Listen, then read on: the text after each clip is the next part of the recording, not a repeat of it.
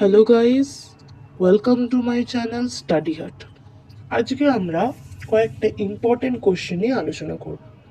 Class 11-এর last semester 2 যেটা complete হলো, সেখানে কয়েকটা ইম্পর্টেন্ট কোশ্চেন দেওয়া ছিল বায়োলজি পেপারে। অনেকেরই সেই কোশ্চেনগুলো টাফ লেগেছিল, তো সেই কারণে সেই কোশ্চেনগুলোর অ্যান্সার আমি এখানে ডিসকাস করেছি। চলো ভিডিওটা স্টার্ট করা যাক। ফার্স্ট হচ্ছে, why Krebs cycle is called amphibolic process. Krebs সাইকেলকে কেন অ্যামফিবোলিক প্রসেস হিসাবে কনসিডার করা হচ্ছে? অ্যামফিবোলিক প্রসেস মানে কি? এক ধরনের পদ্ধতি যেখানে ক্যাটাবলিক রিয়াকশনও হচ্ছে আবার অ্যানাবলিক রিয়াকশনও হচ্ছে। কমপ্লেক্স পার্টিকেলসগুলো একটা জায়গাতে ভেঙে যাচ্ছে সিম্পল পার্টিকেলসে, আর একটা জায়গাতে কম্বাইন হচ্ছে।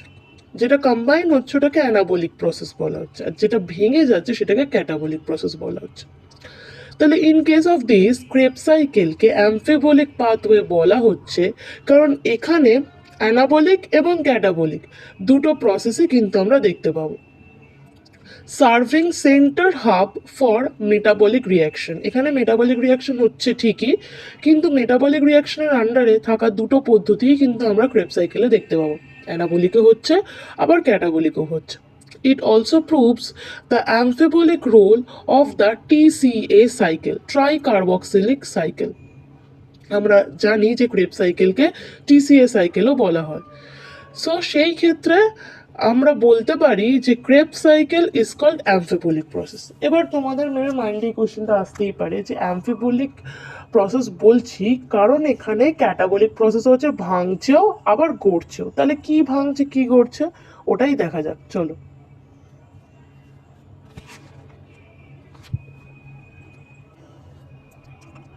যেমন আইসোসাইট্রিক অ্যাসিড থেকে যখন অক্সালোসাকসিনিক অ্যাসিড হচ্ছে, ক্রেপ সাইকেলের কথা বলছে, সেই ক্ষেত্রে এনএডিএইচটা ভেঙে গিয়ে এনএডিএইচ প্লাস এইচ প্লাস হলো। তার মানে এখানে কি ভেঙে গেল?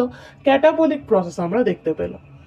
আরেকটা জায়গাতে যখন ম্যালিক অ্যাসিড থেকে অক্সালো অ্যাসিটিক অ্যাসিড হচ্ছে, তখন সেই সময় এনএডিএইচটা আবার কনভার্ট হচ্ছে এনএডিএইচ প্লাস এইচ প্লাস। তাহলে এখানে আবার একটা কনভার্সন আমরা দেখতে পেলাম।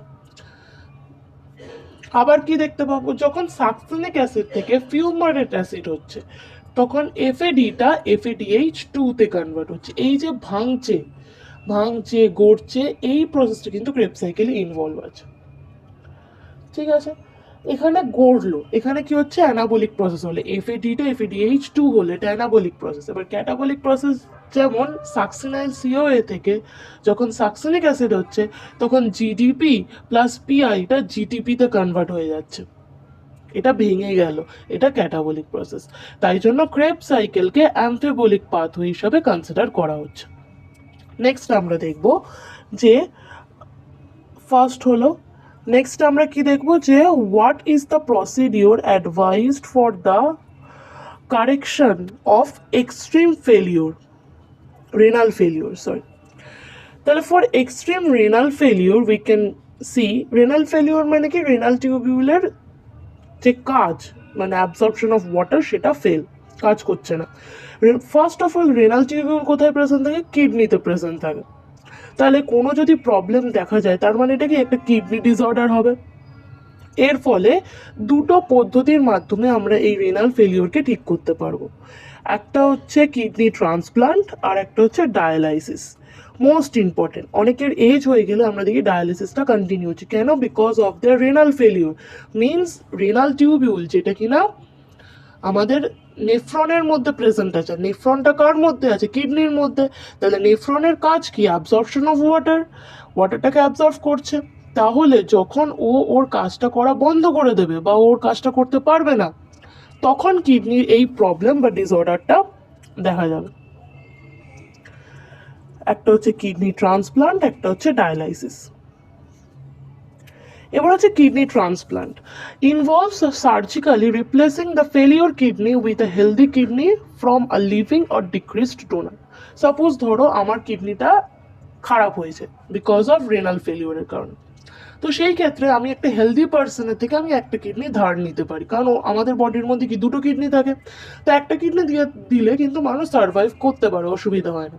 তাহলে যে মানুষের কিডনি ফেলিওর হবে, তাহলে সে কি করতে পারে, কোনো ভালো মানুষের কাছ থেকে, যার কিডনিটা ভালো আছে তার কাছ থেকে সেই কিডনিটা কিন্তু ধার নিতে পারে।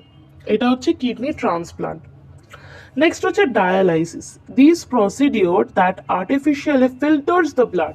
এখানে কি হচ্ছে, একটা মেশিন রাখা থাকবে বাইরে, আমাদের হাতের মধ্যে দিয়ে বা গলা দিয়ে কিছু পাইপ ইনসার্ট করা থাকবে বডিতে, তো বডির ওই ব্লাডটাকে মেশিনে পাঠাবে ওই পাইপগুলোর মাধ্যমে, মেশিন ওটাকে পিউরিফাই করবে, ওটাকে ফিল্টার করবে, দিয়ে আবার আমাদের বডিতে পাঠিয়ে দেবে। কারণ আমাদের কিডনির পক্ষে ব্লাড ফিল্ট্রেশন ক্ষমতাটা চলে যাবে, কাজ করবে না, তাই ব্লাডটা তো ফিল্টার হবে না, বাজে জিনিসগুলো বেরোবে না, ভালো জিনিসগুলো থাকবে না, ফিল্ট্রেশন হচ্ছে না বলে।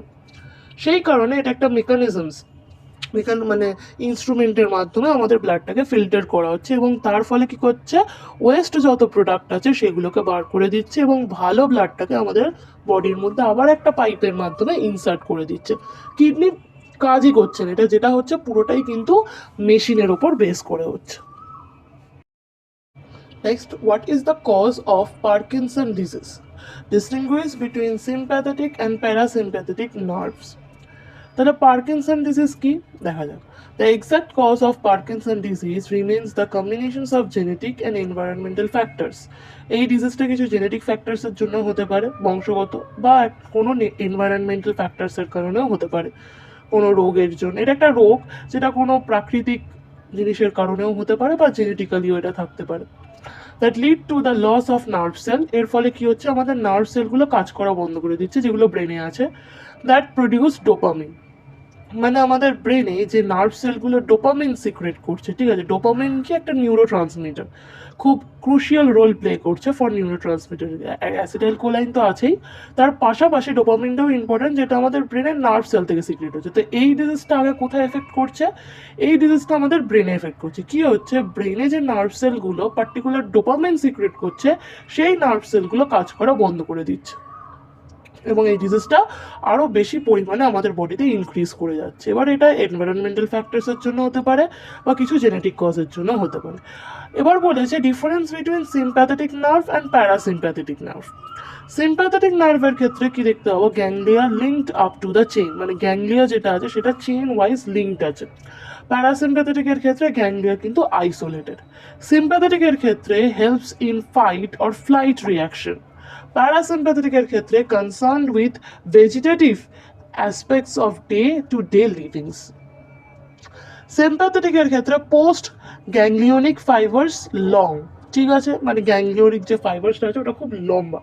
আর প্যারাসিম্প্যাথেটিকের ক্ষেত্রে post ganglionic fibre short and myelinated. এখানে কিন্তু গ্যাংলিওনিক ফাইবার্সটা শর্ট, মানে এই পুরো গ্যাংলিওনিক নামটাই হচ্ছে post ganglionic.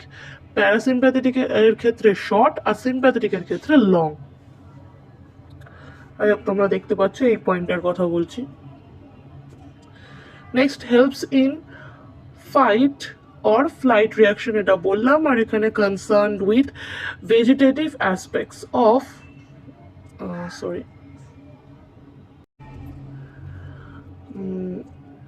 concerned aspects of day-to-day life. Next হচ্ছে রিদিম অফ দ্য হার্ট, মানে সিম্প্যাথেটিক নার্ভ কি কন্ট্রোল করছে, আমাদের হার্টের যে রিদিমটা লাভ দাব, এই রিদিমটাকে কিন্তু খুব বাড়িয়ে দিচ্ছে। আর ফর প্যারাসিম্প্যাথেটিক ও কি করছে, হার্টের যে রিদিমটা সেটাকে কমিয়ে দিচ্ছে। সিম্প্যাথেটিক নার্ভ কি করছে, আমাদের পিউপিলটাকে ডাইলেটেড করে দিচ্ছে। আর প্যারাসিম্প্যাথেটিক কি করছে, আমাদের পিউপিল যেটা চোখে প্রেজেন্ট আছে ওটা কি করছে, আমাদের পিউপিলটাকে কনস্ট্রিক্ট করে দিচ্ছে। পিউপিলের কাজ কি, যদি বেশি আলো চোখে পড়ে তাহলে আমরা কি করি, চোখটাকে ছোট করে নিই, আর যদি কম আলো থাকে তাহলে পিউপিলটা বড় হয়ে যায়, এনলার্জড হয়ে যায়, এবং জিনিসটা দেখার চেষ্টা করি আমরা। That is the main thing. এই পয়েন্টটা খুব ইম্পর্টেন্ট। পিউপিল বিকামস ডাইলেটেড আর pupils become constricted. Ganglia isolated হচ্ছে, গ্যাংলিয়া লিঙ্কড হচ্ছে, linked up with chain like system. এখানে যে পোস্ট গ্যাংলিয়া এটা হচ্ছে লং, আর এর ক্ষেত্রে যে পোস্ট গ্যাংলিয়া এটা হচ্ছে শর্ট। এছাড়াও সিম্প্যাথেটিক কি করছে, যে রিদম আছে হার্টটা ওটা বাড়িয়ে দিচ্ছে, আর প্যারাসিম্প্যাথেটিক রিদমটাকে কমিয়ে দিচ্ছে। নেক্সট হচ্ছে protein absorption in alimentary canal. Important question, আমাদের এলিমেন্টারি ক্যানেল শুধু প্রোটিন না, ফ্যাট, কার্বোহাইড্রেট তিনটেই কিন্তু অ্যাবজর্ভ করছে, কিন্তু কোশ্চেন দিয়েছিল শুধু প্রোটিনটা কী করে অ্যাবজর্ভ হচ্ছে। ফার্স্ট হচ্ছে প্রোটিন কি হচ্ছে, আমাদের মুখের থ্রুতে বা আমাদের মাউথ খাবারটা, প্রোটিন জাতীয় যে খাবারটা খাচ্ছে ওটা আমাদের এসোফেগাসের থ্রুতে স্টোমাকে যাচ্ছে। নেক্সট কি হচ্ছে, এই যে খাবারটা খেলাম ওখানে তো কমপ্লেক্স পার্টিকেলস আছে, প্রোটিনের কমপ্লেক্স পার্টিকেলসগুলো স্টোমাকে অ্যাবজর্ব হয়ে যাচ্ছে এবং ভেঙে গিয়ে ছোট ছোট পেপটাইডস হয়ে যাচ্ছে। এই যে ভাঙছে কমপ্লেক্স পার্টিকেলটা ভেঙে যখন সিম্পলারে হচ্ছে, এটা কিসের জন্য হচ্ছে? পেপসিনের জন্য হচ্ছে। It occurs due to pepsin. Next হচ্ছে then small peptides reach to the small intestine. ওই যে কমপ্লেক্স পার্টিকেলগুলো ভেঙে স্মল পার্টিকেলস বা পেপটাইডস হয়ে গেল, ওটা কোথায় যাচ্ছে? বা স্মল ইন্টেস্টাইনে যাচ্ছে। স্মল ইন্টেস্টাইনে ওই স্মল পেপটাইডগুলোকে অ্যাবজর্ভ করছে আমাদের ভিলি। তারপর কিছু কেমিক্যালসের মাধ্যমে বা কিছু এনজাইমসের মাধ্যমে, যেমন ট্রিপসিন, কাইমোট্রিসিন অ্যান্ড কার্বক্সি পেপটাইডেস, এরা কী করছে? ওই স্মল এসপি মানে হচ্ছে স্মল পেপটাইডস, ওটাকে কনভার্ট করছে ডাইপেপটাইডসে। পরের স্টেপ ডাইপেপটাইড কী করছে? ওই ডাইপেপটাইডটা কনভার্ট হচ্ছে অ্যামাইনো পেপটাইড। তাহলে প্রথমে হচ্ছে স্মল পেপটাইড হলো কমপ্লেক্সটা ভেঙে, তারপরে হচ্ছে ডাইপেপটাইড কনভার্ট হলো, ডাইপেপটাইড লাস্ট কনভার্ট হলো অ্যামাইনো পেপটাইডে, দিয়ে rich to the small intestine through villi. At last small intestine থেকে ওই অ্যামাইনো পেপটাইডটা কী হলো? ব্লাড ক্যাপিলারিতে অ্যাবসর্ব হয়ে গেল বা ট্রান্সফার হয়ে গেল, ট্রান্সফার হয়ে আমাদের পুরো শরীরে ওই প্রোটিনটা মিক্সড হয়ে গেল। এই পুরো প্রসেসটা হলো অ্যাসিমিলেশন প্রসেস, যেখানে প্রোটিনটা আমাদের এলিমেন্টারি থ্রুতে পুরো বডিতে মিক্সড আউট হয়ে গেল। সো ইম্পর্টেন্ট কোশ্চেন এটা। এই হরমোনসের নাম, এনজাইমসের নামগুলো মনে রাখতে হবে, ট্রিপসিন, কাইমোট্রাইসিন আর carboxy peptidase. This three enzymes play a important role for the absorptions of protein in alimentary canal. And last কী হচ্ছে? ওটা ব্লাড ক্যাপিলারিতে ট্রান্সফার হয়ে যাচ্ছে, and at last transfer to blood capillaries. এখানে পেপসিনের ওয়ার্কটাও বা কাজটাও কিন্তু important, so you need to remember this. So thank you, up to this my video. যদি আমার ভিডিও ভালো লেগে থাকে তাহলে like, comment, share and don't forget to subscribe.